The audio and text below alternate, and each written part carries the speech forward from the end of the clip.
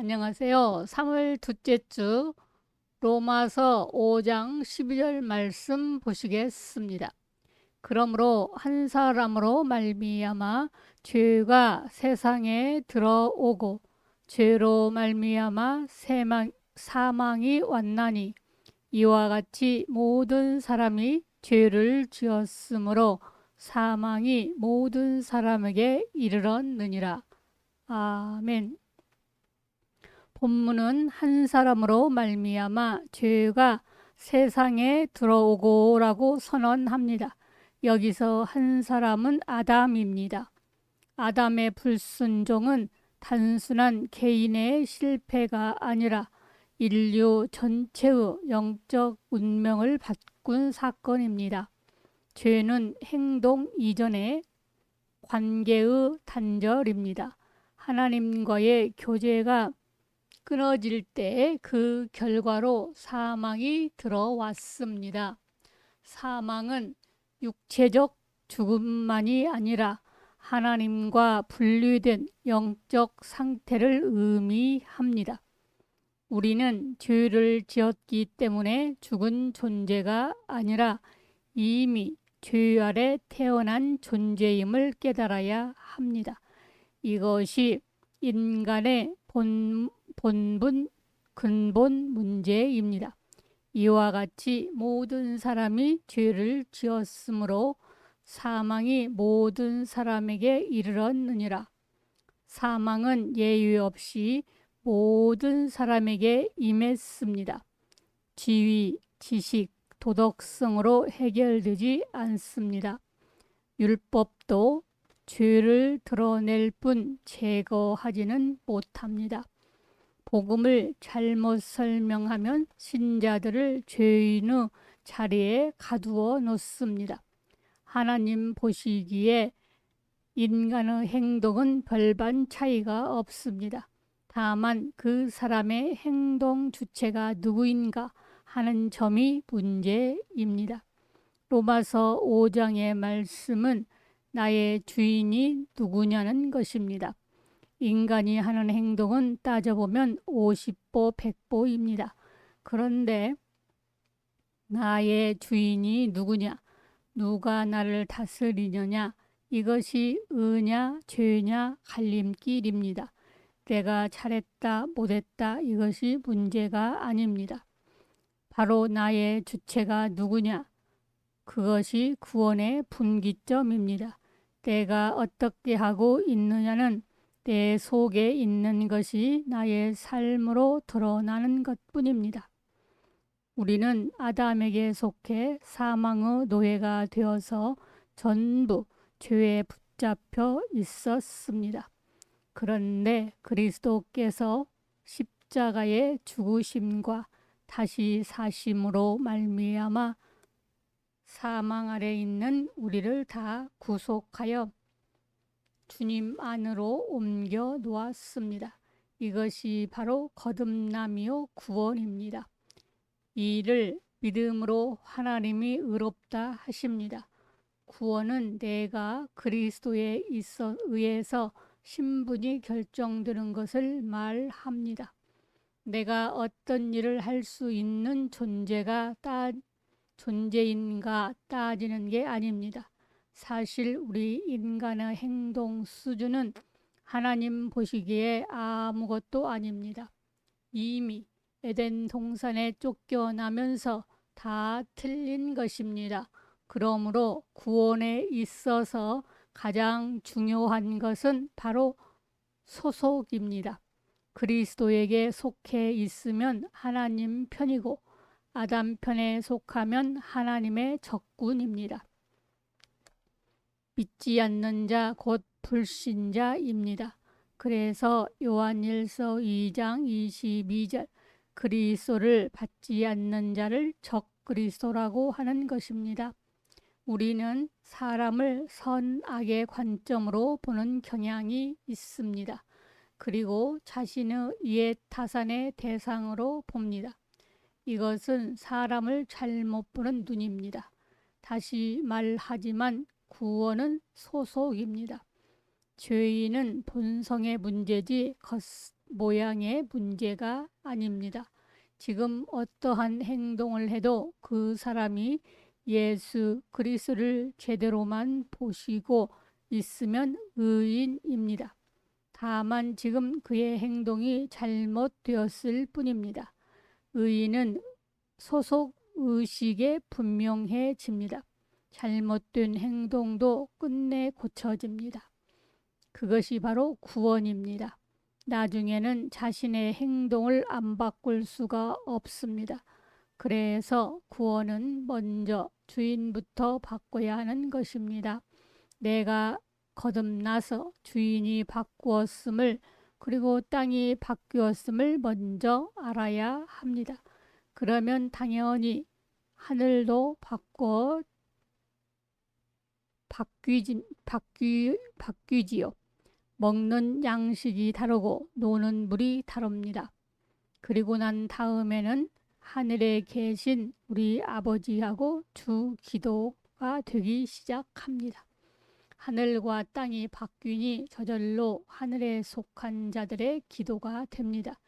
이 거듭남의 확신이 매우 중요합니다. 먼저 그리스도의 복음을 통해 자신의 소속을 확실하게 바뀌라는 말입니다. 신앙생활에서 시작이 잘못되면 나중이 참으로 어렵습니다. 설교자의 가장 큰 죄는 하나님의 말씀을 읽어놓고 자기 위주로 말하는 것인데, 이건 무서운 죄 중에 하나입니다. 선지자는 거짓 예언을 하고 제사장은 자기 권력으로 다스리고 내 백성은 그것을 좋게 여기는 참 기이하도다. 로마서 5장 30절로 31절. 에레미야의 탄식입니다. 이건 계시의 눈을 가진 주의 일꾼들의 현재의 탄식이며 눈물이기도 합니다. 오늘 로마서 5장 12절의 한 사람은 곧 아담입니다. 아담에게 속해 있으면 겉모양의 선악과 상관없이 죄에 속한 자입니다. 죄는 행위로 보지 말고 성향으로 봐야 합니다. 사람 안에 있는 죄는 그 죄가 행동화되기 전까지는 죄로 드러나지 않습니다. 그래서 성경에서 죄라고 말씀하는 것은 그 사람 속에 있는 성향인 겁니다. 하나님을 등지고 하나님을 떠나는 성향이 바로 죄입니다. 사망이란 건 그 죄가 일한 결과입니다. 야고보서 1장 15절. 죄가 장성한 즉 사망을 낳습니다. 그런데 왜 화가 아니고 아담이 범죄했다고 합니까? 말씀을 받는 약속의 당사자가 아닙니다. 그래서 아담이 범죄했다고 성경은 말씀합니다. 다시 말하지만 죄의 개념은 그쪽으로 기우는 성향입니다. 그리고 사망은 우리에게 사망적인 요소를 자꾸 방사합니다. 갈라디아서 5장 19절로 21절.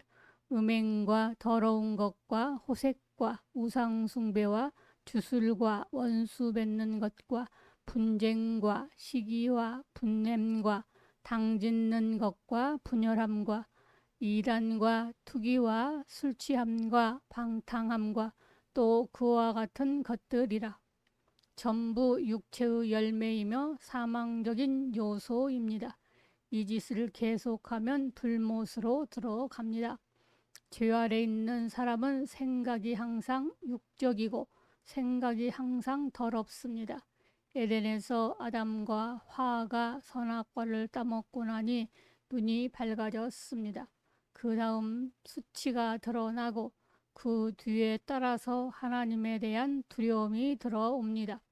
그래서 자기 문제를 가리고 다른 사람에게 전가하기 시작합니다. 기독교 안에서 이런 사망의 요소가 많습니다.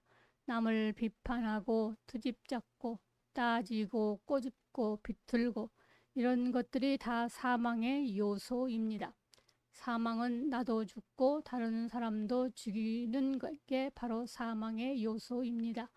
그러나 생명은 남을 사랑하고 축복하는 힘입니다. 살려내는 능력입니다.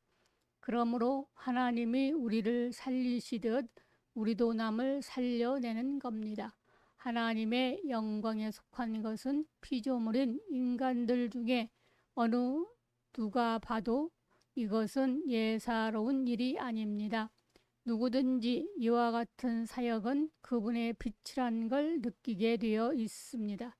인간이 죄를 짓는다는 것은 사망이 왕노릇한다는 뜻이고 사망의 종노릇을 하기 때문에 육신의 생각을 갖게 되는 것입니다. 영적인 상태는 개념이라고 할 수 있고 사고방식이라는 라고도 할 수 있는데 내가 성령의 개념을 가지고 있느냐 악령의 개념을 가지고 있느냐 이것이 바로 의에 속해 있느냐 죄에 속해 있느냐의 갈림길입니다. 그래서 복음을 제대로 듣고 있느냐 구원의 방법을 제대로 파악하여 그리스도의 십자가의 대속의 은총으로 거듭난 새로운 피조물로서 그리스도와 연합이 되어 그리스도께서 나의 주인이 된 의인이 되어 남을 살리고 자유하고 축복하는 나인가를 늘 확인하는 겁니다. 본문은 죄의 시작을 보여주는 말씀입니다.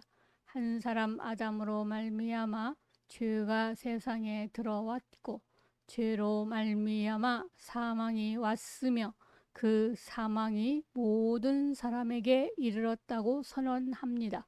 그러나 말씀의 결론은 절망이 아닙니다. 이 구절은 인간의 타락을 밝히는 동시에 왜 우리가 예수 그리스도를 필요로 하는지를 분명히 드러내는 말씀입니다. 죄가 보편적이라면 구원 또한 보편적으로 열려 있습니다.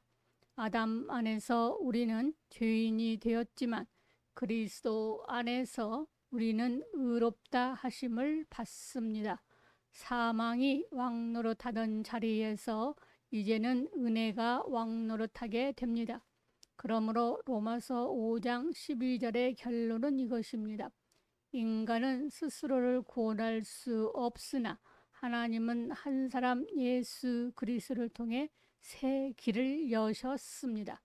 절망의 시작이 은혜의 필요성을 깨닫게 하고 죄의 현실이 십자가의 영광을 더욱 빛나게 합니다.